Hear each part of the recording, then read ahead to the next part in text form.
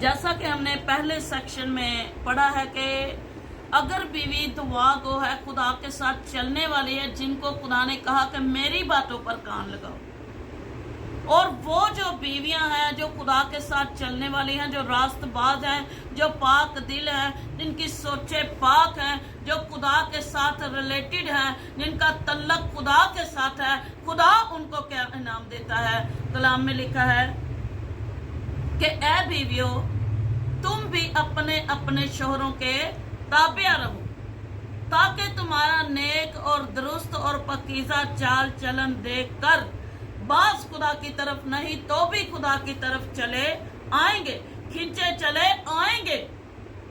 इसका मतलब क्या है कि आपकी दुआओं का खुदा जवाब देगा, आपके पकीज़ा चाल चलन का खुदा जवाब देगा, आपकी रास्तबाजी का खुदा जवाब देगा, आपकी हमदो सना का खुदा जवाब देगा, आपकी खुदा के साथ वफादारी का खुदा जवाब देगा।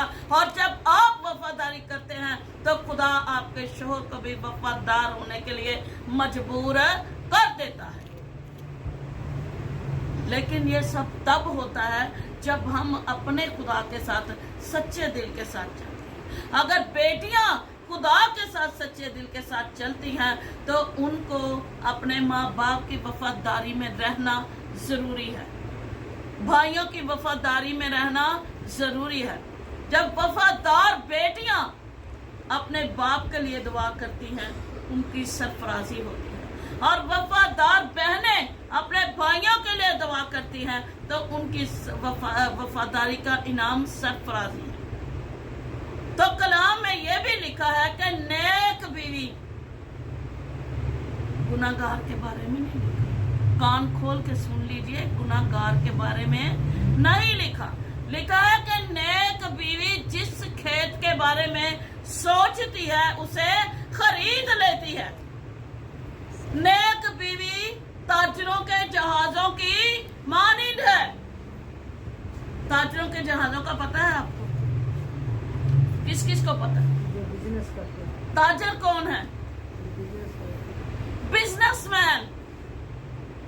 जो समंदर से कोई चीज मंगवाई जाती है, बिजनेसमैन जो है अपना माल जब समंदर से मंगवाते हैं तो वो जो बहरी जहाज है वो उस सामान से लदे होते हैं। और कलाम में लिखा है कि वफादार अच्छी बीवी सौदागरों के जहाजों की मानिंद है। उस बीवी ने खुद हल नहीं चलाना, उस बीवी ने जहाज नहीं चलाने, उस बीवी ने बड़ा बड़ा काम नहीं करना, उस बीवी ने सिर्फ खुदा के आगे दुआ करनी है। तो कलाम में लिखा है कि उसके शोहर की सरफराजी होगी, उसके बेटे की सरफराजी होगी, उसके बाप की सरफराजी होगी। जो बीवी खुदा के साथ चलने वाली है और जिस खेत के बारे में सोचती है उसे खरीद लेती है। खरीदती कैसे है? जब वो खुदा के आगे हाथ उठाकर दुआ करती है तो जिस चीज के बारे में वो सोचती है उसे खरीद लेती है। और सिर्फ उसकी सपोर्ट खुदावन की हमदो सना है। बीवी की सपोर्ट खुदा के आगे झुकना है, रातों को उठ के खुदा के आगे दुआ करना है। तो जब हम खुदा के आगे दुआ करेंगे तो हमारी जिंदगी में, हमारे घरों में, हमारे खानदानों में किसी चीज की कमी नहीं होगी। उसके लिए हमें वफादारी से रहने की जरूरत है। लिखा है कि ऐ बीवियों, तुम भी अपने अपने शोहरों की वफादारी में रहो, ताबियादारी में रहो। और एक शोहर ने क्या है कि आपने ये चैनल नहीं देखना, इस चैनल पे अच्छी चीजें नहीं आती, लेकिन जो बीवी वफादारी है उसे छुएगी भी नहीं। जिसके अंदर वफादारी है, लेकिन जो वफादार नहीं है उसने उसी को ही लगा के देखना। कब? जब उसका शोहर घर में नहीं होगा। लेकिन जो वफादार बीवी है वो अपने शोहर को अपने साथ पाती है कि अगर मेरा शोहर मुझे नहीं देख रहा, ये काम करते, ये हरकत करते, तो मेरा खुदा ऊपर मुझे देख रहा है। खुदा जो है समंदर के अंदर जो एक छोटी सी सिप्पी होती है और उस सिप्पी के अंदर एक कीड़ा होता है, खुदा उसके राज, उसके भेद को भी जानता है कि ये भूखा है या इसने कुछ खाया है। तो कलाम में लिखा कि खुदा हमारे ख्वाबों की भी छानबीन करता है। खुदा हमारे दिल में है, खुदा हमारी सोचों में है, खुदा हमारे ख्यालों में है। तो कैसे हम खुदा के खिलाफ गुनाह कर सकते हैं? अगर हम कहें ना यहाँ हमें खुदा नहीं देख रहा, वहां हमें खुदा नहीं देख रहा, ये देखें कि खुदा कहाँ नहीं है, उस जगह पर जाके गुनाह करें जहां पर खुदा है ही नहीं। खुदा तो आसमान पर चढ़ जाए तब भी खुदा है, जमीन के इंतहा में चले जाए तब भी खुदा है, किसी तय खाने में चले जाए वहां पर भी खुदा है, कहीं जाके छुप जाए किसी मुल्क में, किसी गुफा में, किसी जगह पर, वहां भी खुदा है। खुदा किस जगह पर नहीं है? अपने शोहरों की वफादारी कीजिए, चाहे वो नशाबाज है, चाहे उसकी बुरी हरकतें हैं, चाहे वो जैसा भी है, लेकिन आपने उसकी वफादारी करनी है कि आप अगले जहान में खुदा के आगे शर्मिंदा ना हो। आपकी वफादारी आपको कुव्वत का ताज दिलाए, वफादारी का ताज दिलाए।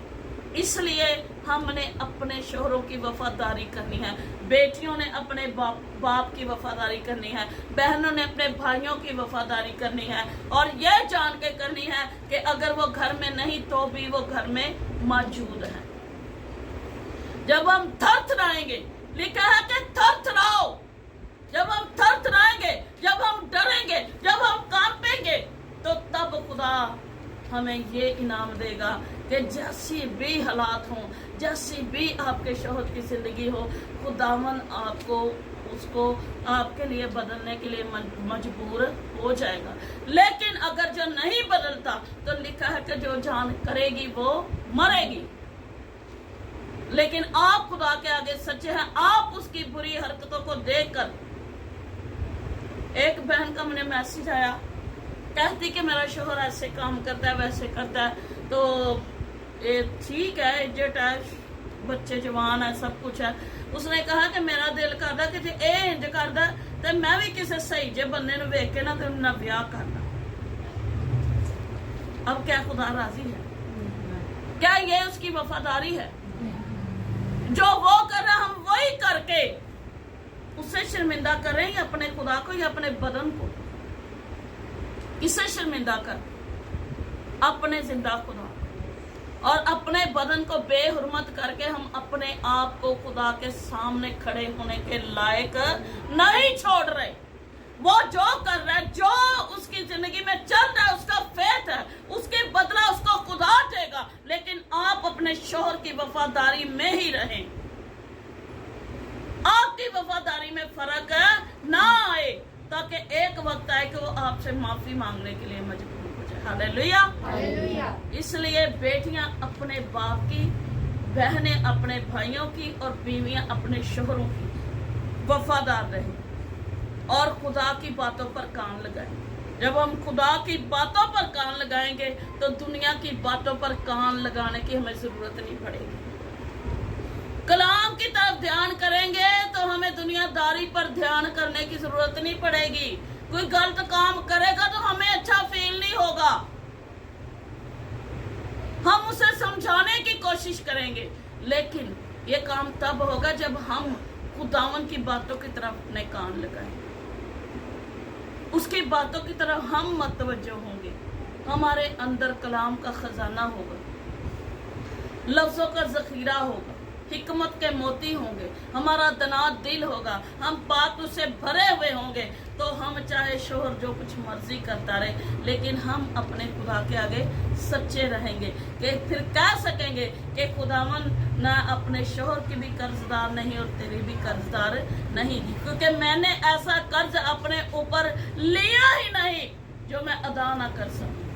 दुनिया का हर कर्ज अदा हो सकता है, एक बीवी अपने शोहर के अलावा किसी और के आगे बेहुरमत होती है तो अपने बदन का कर्ज वो अपने बदन को जला के भी अदा नहीं कर सकती, क्योंकि उसकी माफी नहीं। कलाम में लिखा, अगर तेरी बीवी अलावा बदकार होने के झगड़ालू है, बदतमीज है, नाफरमान है, उसे समझाने की कोशिश कर, लेकिन उसे तलाक ना दे। लावा बदकार, कलाम में ये भी लिखा है कि अगर वो बदकार नहीं, समझो कि बदकार दा आखिरी